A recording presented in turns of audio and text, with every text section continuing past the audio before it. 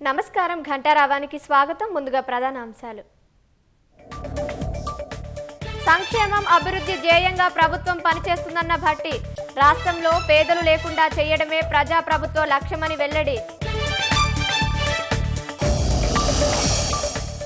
బనకచెర్ల నిర్మాణంపై ఏపీ వైఖరి సరికాదన్న మంత్రి శ్రీధర్ బాబు. తెలంగాణ రైతుల ప్రయోజనాలే తమకు ముఖ్యమని స్పష్టీకరణ. పోలవరం బనకచెర్ల వల్ల తెలంగాణకు ముప్పు లేదన్న ఏపీ మంత్రి. మిగులు జలాలను వాడుకోవడమే ప్రాజెక్టు ఉద్దేశమన్న నిమ్మల.